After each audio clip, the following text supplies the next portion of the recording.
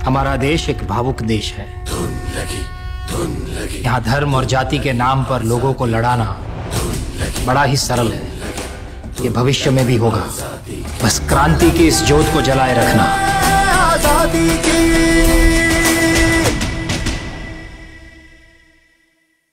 अनंत महादेवन दिग्दर्शित फुले हा चित्रपट 11 एप्रिल रोजी संपूर्ण देशभरामध्ये प्रदर्शित होतो आहे। परंतु हा चित्रपट प्रदर्शित होण्यापूर्वीच एक नवा वाद निर्माण झालेला आहे। या चित्रपटाचा टीजर नुकताच रिलीज झालेला आहे आणि याच्यामध्ये एक दृश्य दाखवण्यात आलेलं आहे। त्या दृश्यावरून ब्राह्मण महासंघाने आक्षेप घेतलेला आहे आणि हे दृश्य या चित्रपटामधून वगळण्यात यावं अशी देखील मागणी त्यांनी केलेली आहे। या चित्रपटामधलं हे दृश्य वगळाच वगळा, परंतु हा चित्रपट प्रदर्शित होण्यापूर्वी आम्हाला दाखवला पाहिजे आणि आम्हाला दाखवल्यानंतरच याच्यातले जर काही दृश्य हे आक्षेपार्ह असतील तर आम्ही ते सुचवू आणि मग ते दृश्य वगळल्यानंतरच हा चित्रपट प्रदर्शित करण्यात यावा अशी ही मागणी ब्राह्मण महासंघाने केलेली आहे। नुकतंच त्यांनी वेगवेगळ्या ठिकाणी निवेदनं द्यायलाही सुरुवात केलेली आहे आणि या निवेदनामध्ये त्यांनी या चित्रपटावरच्या एका सीनवरती सध्या आक्षेप दाखवलेला आहे। परंतु आता त्यांचं म्हणणं असं आहे की हा चित्रपट पूर्णपणे आम्हाला दाखवण्यात यावा आणि त्यानंतरच प्रदर्शित करण्यात यावा। एका बाजूला सेन्सॉर बोर्ड आहे आणि या सेन्सॉर बोर्डाने याला मान्यता दिलेली आहे। आता दुसरीकडे पुन्हा एकदा जनता असं म्हणते आहे की हा चित्रपट अगोदर आम्हाला दाखवण्यात यावा। असं जर झालं तर संपूर्ण देशभरामध्ये कुठलाही चित्रपट येणाऱ्या कालखंडामध्ये सहजासहजी प्रदर्शित करता येणार नाही। ही गोष्ट इतकीच लक्षात घेण्यासारखी आहे। त्याचं कारण असं आहे की उद्या प्रत्येक सीनवरती कुणाच्या ना कुणाच्या भावना दुखावल्या जातील आणि त्या भावना दुखावल्यानंतर त्या भावनेला अनुसरून वेगवेगळ्या संघटना म्हणतील की हा चित्रपट आम्हाला अगोदर दाखवा।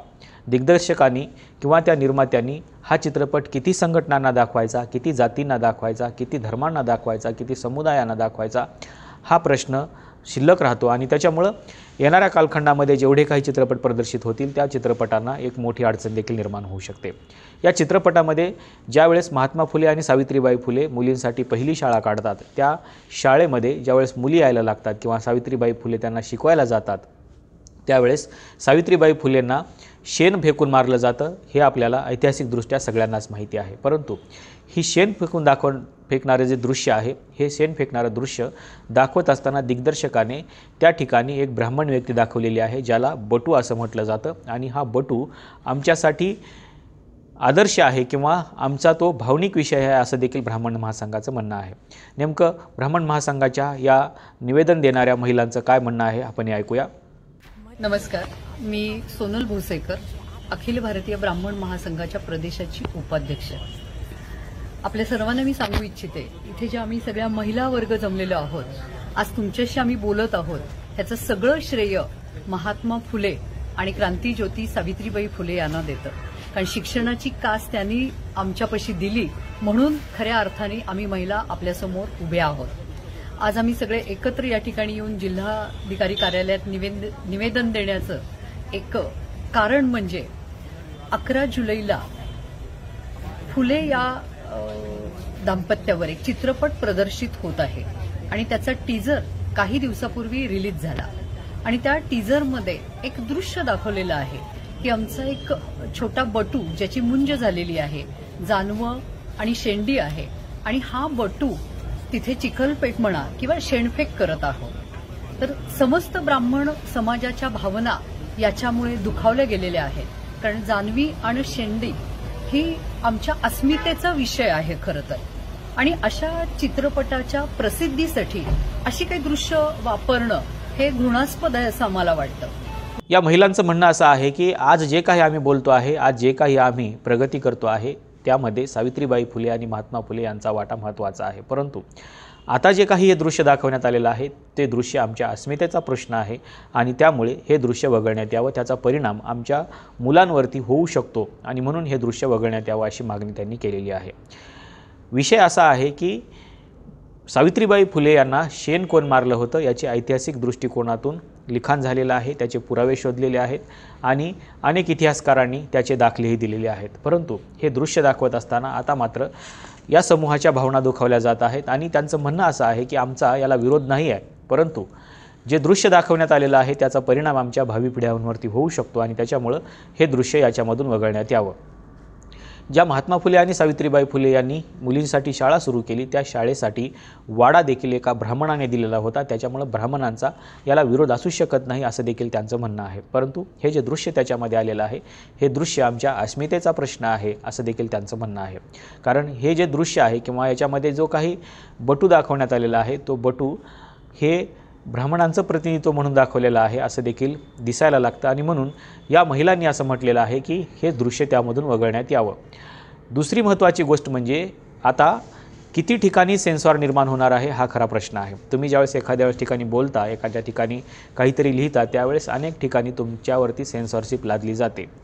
एका बाजूला सेन्सॉर बोर्ड आहे, सेन्सॉर बोर्डाने यातले काही सीन वगळून पुन्हा ह्या चित्रपटाला मान्यता दिलेली आहे, परंतु ऐतिहासिक पुरावे असल्यामुळे सेन्सॉर बोर्डाने हे दृश्य काही वगळलेले नाहीत। पण आता जनता असं म्हणते आहे की आम्हाला हा चित्रपट दाखवा, म्हणजे आता थेट सेन्सॉर बोर्डाचे जे काही अधिकार आहेत हे अधिकार आता जनतेने हातात घ्यायला सुरुवात केलेली आहे आणि त्याच्यामुळं येणाऱ्या कालखंडामध्ये समजा एखाद्याला असं वाटलं की आता जो काही सिकंदर चित्रपट आलेला आहे किंवा यंपरम चित्रपट आलेला आहे, असे जे काही चित्रपट आलेले आहेत याच्यामधले एखाद्या सीनवरती जरी एखाद्या समूहाने आक्षेप घेतला तरी तो समूह म्हणू शकेल की आम्हाला चित्रपट अगोदर दाखवा आणि मगच प्रदर्शित करा। असं जर झालं तर या देशामध्ये 8,000 जाती आहेत, कितीतरी समूह आहेत, वेगवेगळे धर्म आहेत आणि या प्रत्येकाच्या जर भावना दुखावल्या गेल्या प्रत्येक चित्रपटामध्ये तर प्रत्येकाला हा चित्रपट दाखवावा लागेल आणि त्यानंतरच प्रदर्शित केला जावा लागेल। त्याच्यामुळं येणाऱ्या कालखंडामध्ये फक्त एक सेन्सॉरशिप राहणार नाही तर समाजाची एक सेन्सॉरशिप असेल आणि इतकंच नाही तर भविष्यामध्ये न्यायव्यवस्थेच्या बाबतीमध्ये देखील असं होऊ शकतं की न्यायव्यवस्थेनं जो न्याय दिलेला आहे तो अगोदर आमच्या समाजाला मान्य आहे का हे आम्हाला विचारू द्या। म्हणजे जात पंचायत ज्या पद्धतीनं काम करते त्या पद्धतीनं आपल्याला न्यायव्यवस्थेमध्ये देखील जावं लागेल।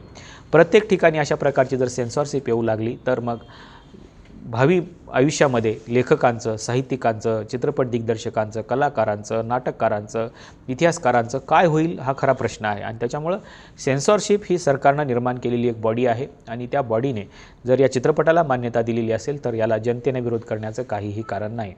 आणि त्याच्यामुळं आपण सेन्सॉरशिप बघत असताना किंवा सेन्सॉरशिप दाखवत असताना ही एक केंद्राची बॉडी आहे आणि याच्यामध्ये सरकारने नियुक्त केलेले सदस्य आहेत आणि या सदस्यांमध्ये कोणीही मला असं वाटत नाही की एकदम म्हणजे खालच्या जातीचे लोक तिथं बसलेले असतील, सगळे वरिष्ठ जातीतले लोक तिथं बसलेले आहेत आणि तेच त्याचं सेन्सॉरशिप करत आहेत। आपल्याला माहिती आहे की चल हल्ला बोल या चित्रपटाच्या माध्यमातून देखील आपण बघितलं की सेन्सॉरशिप कशा प्रकारे लादली जाते आहे आणि नामदेव ढसाळांच्या कविता देखील आक्षेपार्ह वाटायला लागलेल्या आहेत। नामदेव ढसाळांच्या कविता आतापर्यंत अनेक जागतिक भाषांमध्ये ट्रान्सलेट झालेल्या आहेत आणि त्या अनेक जागतिक विद्यापीठामध्ये देखील अभ्यासक्रमाला आहेत। हे आपण मागच्या एका व्हिडिओमध्ये देखील बघितलेलं होतं, परंतु त्या नामदेव ढसाळांच्या कवितांवर देखील सेन्सॉरशिप आक्षेप घेत आहे आणि त्याच्यामुळं लेखकांचं, कवींचं, साहित्यिकांचं, चित्रपट दिग्दर्शकांचं, नाटककारांचं जे भवितव्य आहे हे भवितव्य येणाऱ्या कालखंडामध्ये धोक्यात येऊ शकतं, कारण त्यांना कुठल्याही प्रकारचं अभिव्यक्ती स्वातंत्र्य राहणार नाही। आणि त्याच्यामुळं एका बाजूला एक सेन्सॉरशिप तर आहेच, सेन्सॉर बोर्ड तर आहेच आहे, परंतु दुसऱ्या बाजूला आता जनता देखील स्वतःला सेन्सॉर बोर्डाचे सदस्य समजायला लागलेली आहे आणि त्याच्यामुळं या अशा चित्रपटांवरती आक्षेप घेतले जात आहेत। ज्या कालखंडामध्ये हे सगळं घडत होतं त्या कालखंडामधला इतिहास सगळ्यांनाच माहिती आहे, तो काही खूप जुना इतिहास आहे अशातला भाग नाही आहे। महात्मा फुले आणि सावित्रीबाई फुले यांनी ज्या काही शाळा सुरू केल्या त्या शाळेचे साक्षीदार म्हणून क्रांतीवीर लहुजी साळवे यांच्याकडे देखील बघितलं जायचं। ज्यावेळेस मुलींना शाळेमध्ये आणलं जायचं त्यावेळेस या मुलींना पोत्यात घालून क्रांतीवीर लहुजी साळवे यांनी शाळेमध्ये आणून सोडलेलं होतं आणि क्रांतीवीर लहुजी साळवेंनी महात्मा फुले आणि सावित्रीबाई फुले यांच्या या कार्याला जोरदार पाठिंबा देखील दिलेला होता। या कालखंडामध्ये जर महिलांनी अक्षरं लिहिली तर तेच अक्षरं अळ्या होऊन कुटुंबाच्या ताटामध्ये येतात असं म्हटलं जात होतं। त्या कालखंडामध्ये सावित्रीबाई फुलेंनी या शाळा सुरू केल्या आणि या शाळा सुरू करत असताना सावित्रीबाई फुलेंना जो काही त्रास सहन करावा लागला तो त्रास देखील या चित्रपटामध्ये दाखवण्यात आलेला आहे। 11 एप्रिलला हा चित्रपट प्रदर्शित होतो आहे। हा चित्रपट हिंदी भाषेमध्ये प्रदर्शित होतो आहे, त्याच्यामुळे संपूर्ण देशभरामध्ये महात्मा फुले यांच्या जीवनावरती आणि सावित्रीबाई फुले यांच्या जीवनावरती हा चित्रपट दाखवला जाणार आहे। संपूर्ण देशभरामध्ये हा प्रदर्शित केला जाणार आहे, परंतु या चित्रपटाच्या माध्यमातून कुठल्याही समूहाच्या भावना दुखावल्या जाऊ नयेत असं ब्राह्मण महासंघाचं म्हणणं आहे आणि त्यांनी जो काही बटू दाखवलेला आहे तो बटू म्हणजे आमच्या अस्मितेचा प्रश्न आहे असं देखील त्यांचं म्हणणं आहे। माझं म्हणणं असं आहे की जर एखाद्या ऐतिहासिक दृश्याची जर काही पुरावे आपल्याकडे असतील, संदर्भ आपल्याकडे असतील तर ते दाखवायला हरकत नाही आणि ते जर घडलं असेल तर ते वास्तव देखील आपल्याला मान्य करावं लागेल. परंतु असं आता होणार नाही, कारण इतिहासच बदलण्याची पद्धत सध्या आपल्या देशामध्ये सुरू झालेली आहे आणि त्याच्यामुळं अशा प्रकारचे जे काही दृश्य ज्या ज्यातीच्या अगेन्स्टमध्ये जातील ती जात आता येणाऱ्या कालखंडामध्ये अशाच प्रकारच्या मागण्या करताना आपल्याला पाहायला मिळेल. आणि म्हणून येणाऱ्या कालखंडामध्ये आपलं अभिव्यक्ती स्वातंत्र्य धोक्यात येईल की काय याची चिंता आता वाटायला लागलेली आहे. आणि त्याचाच एक भाग म्हणून आपल्याला माहिती आहे की महाराष्ट्र जनसुरक्षा विधेयक महाराष्ट्रामध्ये सध्या येणार आहे आणि तिथे देखील तुमच्या अभिव्यक्ती स्वातंत्र्यावरती बंधनं येणार आहेत. आणि त्याच्यामुळं अभिव्यक्ती स्वातंत्र्याला कुठे ना कुठे दाबण्याचा प्रयत्न सातत्याने केला जातो आहे का, हा खरा प्रश्न आहे. आणि जनता आता सार्वभौम असलेली जनता ही सेन्सॉर झालेली आहे का, हा देखील प्रश्न आहे. आणि त्याच्यामुळे तुम्ही काय लिहिता, काय बोलता, काय वाचता, काय व्यक्त होता, सोशल मीडियावरती काय शेअर करता, काय नाटक लिहिता, काय साहित्य निर्माण करता, कुठला चित्रपट काढता, याच्यावरती आता जनतेचं प्रेशर असणार आहे. कारण जनता सेन्सॉर झाली आहे का, असा प्रश्न निर्माण झालेला आहे. आपल्याला नेमकं या चित्रपटाबद्दल आणि एक सेन्सॉर बोर्ड असताना देखील दुसरा सेन्सॉर बोर्ड तयार होतोय का, आपलं नेमकं काय मत आहे हे सांगायला विसरू नका. आजच्या व्हिडिओमध्ये आपण इथेच थांबूया. धन्यवाद.